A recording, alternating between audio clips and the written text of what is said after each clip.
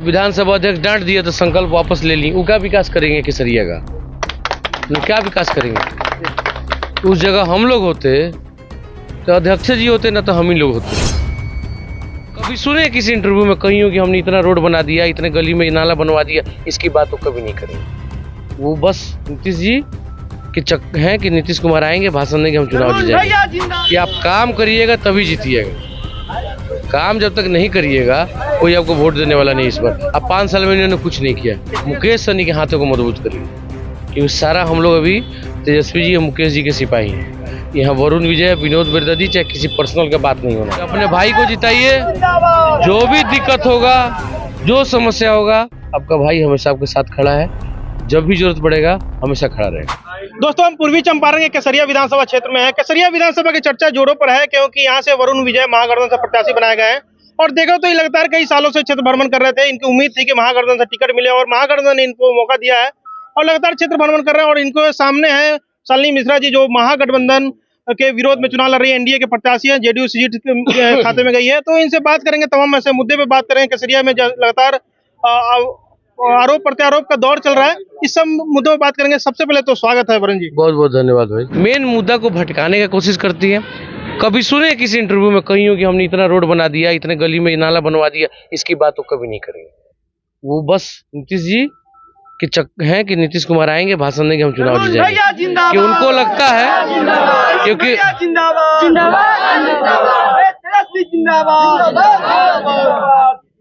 क्योंकि उनको लगता है कि हमको, क्योंकि उनको लगता है कि हमको काम करने की जरूरत नहीं है क्षेत्र में। क्षेत्र के लोग बेवकूफ़ हैं। हम खाली आएंगे टिकट लेके, लोग हमको जिता देगा नीतीश कुमार के नाम पर। लेकिन अब लोग ऐसा नहीं होने वाला है। कारण है कि आप काम करिएगा तभी जीतिएगा। काम जब तक नहीं करिएगा कोई आपको वोट देने वाला नहीं। इस बार अब 5 साल में इन्होंने कुछ नहीं किया। इसलिए समीकरण किस तरह से रहेगा कि एक तरफ देखें तो आपके जो पार्टी के नेता है विनोद बिरददी जी लड़ रहे हैं। अच्छा, अरे वो हमारे परिवार के सदस्य है भाई, और हम लोग हैं कि फिर से उनसे तो कहेंगे फिर से परिवार में लौटिए। और वरुण विजय को छोड़िए, मुकेश सहनी के हाथों को मजबूत करिए, क्योंकि सारा हम लोग अभी तेजस्वी जी और मुकेश जी के सिपाही हैं। यहाँ वरुण विजय, विनोद बिरददी, चाहे किसी पर्सनल का बात नहीं होना है। अभी सिर्फ लड़ाई ऊपर देख के करना है हम लोग, कि कैसे हम लोग तेजस्वी जी को मुख्यमंत्री बनाए और मुकेश जी को हम लोग उप मुख्यमंत्री बनाए। हम लोग का मेन मुद्दा ही है। लड़ाई कौन लड़ा नहीं लड़ा, अभी छोड़ देना है मुद्दा को। केसरिया के विकास पे आ जाते हैं। केसरिया के विकास को लेकर तमाम ऐसे बातें होती है कि विकास जिस शालिनी में से कर रहे हैं, केसरिया में हमने 5 साल विकास किया है। बौद्ध स्तूप को लेकर भी तमाम ऐसे बातें कर रहे हैं। क्या लग रहा है केसरिया में किस तरह? बौद्ध स्तूप का तो आपको वीडियो देखे ही होंगे कि एक बार विधानसभा अध्यक्ष डांट दिया तो संकल्प वापस ले ली। वो क्या विकास करेंगे केसरिया का? क्या विकास करेंगे? उस जगह हम लोग होते तो अध्यक्ष जी होते, ना तो हम ही लोग होते। क्योंकि हम लोग प्रस्ताव जब चला जाए तो वापस क्यों लेंगे? बात विकास की हो, बात मान सम्मान की हो। मान ली उन्होंने उस दिन केसरिया का मान सम्मान सिर झुकाया ना, प्रस्ताव वापस क्यों ली?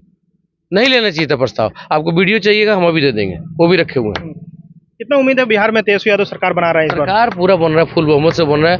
बहुमत से डबल हम लोग का आ रहा है सीट की। उप मुख्यमंत्री बनने जा रहे हैं मुकेश सहनी, ऐसा घोषणा हुआ है पार्टी से। क्या लग रहा है कि ये समीकरण भी फायदा कर रहा है?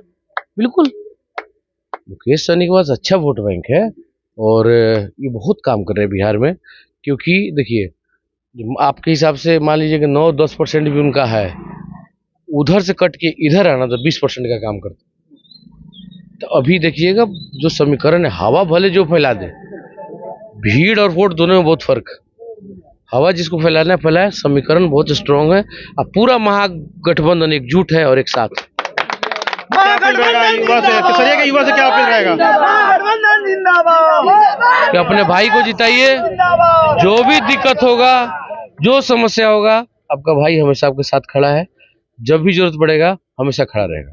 कितना आश्वस्त है कि यहाँ केसरिया की जनता आपको जिताकर भेजेगी सदन में? अरे तो चेहरा ही बताएगा, लोग ही बताएंगे कितना आश्वस्त है। एकदम क्लियर है, कोई किंतु परंतु नहीं है। हम लोग को कोई दिक्कत नहीं। तेजस्वी यादव ने कल आए थे और घोषणा कर दिया है, विजय का माला पहना दिया। आपको क्या लग रहा है कि इसका भी क्या प्रभाव पड़ रहा है?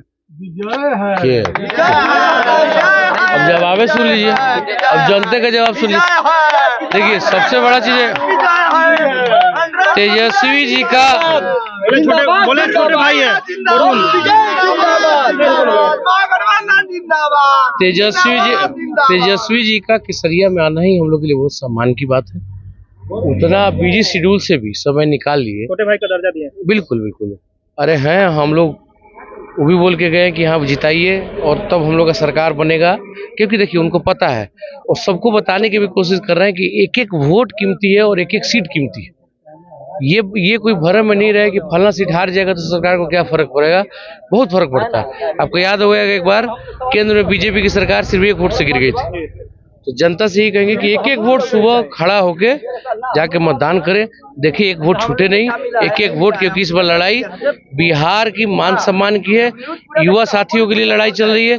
20 सालों से जो बिहार को लूटा गया है उसकी लड़ाई है, और इस बार तेजस्वी जी को मुख्यमंत्री बनाने की लड़ाई है। एक अंत में सवाल करेंगे, आप युवा हैं और तेजस्वी यादव ने कहा है कि हमारी सरकार बनती है तो हर घर में एक सरकारी नौकरी देंगे, क्या लग रहा है ये देना संभव है? दूसरे एनडीए वाले कह रहे हैं कि कोई संभव नहीं है। देखिए जो आजकल देखे होंगे ना कि पहले उन्हें तेजस्वी जी ने क्या कहा, अब लंबा जाएगा, पूछे तो थोड़ा अब लंबा खींचेंगे। कि पहली सरकार देखे हैं कि विपक्ष का नकल कर रही। इससे पहले किसी को देखे थे?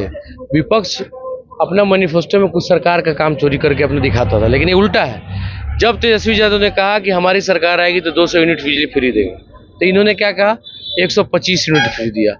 आज जिस दिन से दिया उस दिन से बिजली का हालत देख लीजिए। और तो और, जिस गरीब के घर में एक बल्ब एक पंखा चलता था उसका 80,000 90,000 का बिल आ जा रहा है। ये बात आप लोग को भी पता होगा, कहीं गांव में जाइए।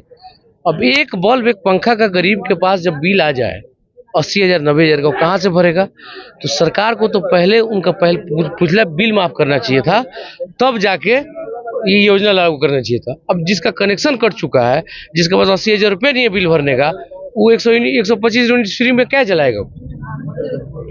इसमें बहुत धांधली हो रहा है। जेई एसडीएम जो मिले हुए एसडीओ, बहुत गरीबों को बिल बढ़ा देना है, तो गरीब बेचारा डर के मारे 50,000 का है तो कहेगा सर 25,000 में फरियाद दीजिए, तभी सरकार लूट रहा था कि बिल उसका ओरिजिनल 100 200 या 300 से ज्यादा नहीं होगा।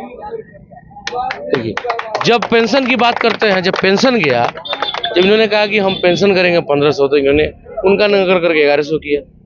माई बहन योजना की बात की कि 2500 हमारी सरकार आने के बाद देंगे, तो इन्होंने 10,000 रुपये अभी शुरू कर दिया देना। कहने का मतलब है सरकार का भी कुछ अपना भी होना चाहिए कि तेजस्वी जी की बातों को खाली नकल करेंगे, खाली उन्हीं की बातों को कर रहे हैं। अब लोग पूछता है कहाँ से 2500 देंगे? झारखंड में मिल रहा है कि नहीं? जहाँ जहाँ महागठबंधन की सरकार है सब जगह माई बहन योजना है, सब जगह मान लीजिए बिजली अभी फ्री चल रहा है। ये अच्छा, उनके बात को तो लोग कह दिया कि कहाँ से देंगे। 3 दिन पहले नीतीश कुमार ने कैसे कह दिया कि हम 1 करोड़ नौकरी देंगे, वो कहाँ से देंगे ये बताइए। मान लीजिए इन्होंने 1.5 करोड़ परिवार को कहा होगा, उन्होंने 1 करोड़ परिवार को कहाँ से कह दिया? ये भी कैलकुलेशन की बात है। जो मान लीजिए बड़े नेता हैं वो अपना कैलकुलेशन करके अपनी बातों को रखते हैं। अब हमारी तुलना आप करिएगा नीतीश कुमार से चाहे तेजस्वी से, तो पॉसिबल नहीं है।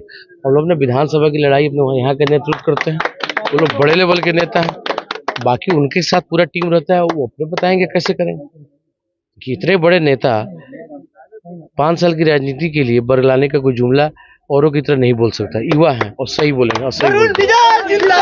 वरुण विजय थे और बात कर रहे थे महागठबंधन से प्रत्याशियां लगातार क्षेत्र भ्रमण कर रहे हैं और तमाम ऐसे मुद्दे पे बात हुई है। एक कह रहे हैं कि नीतीश कुमार जो भी कर रहे हैं तेजस्वी यादव की नकल कर रहे हैं। वीडियो पे आपकी क्या प्रतिक्रिया है, कमेंट बॉक्स में दीजिएगा।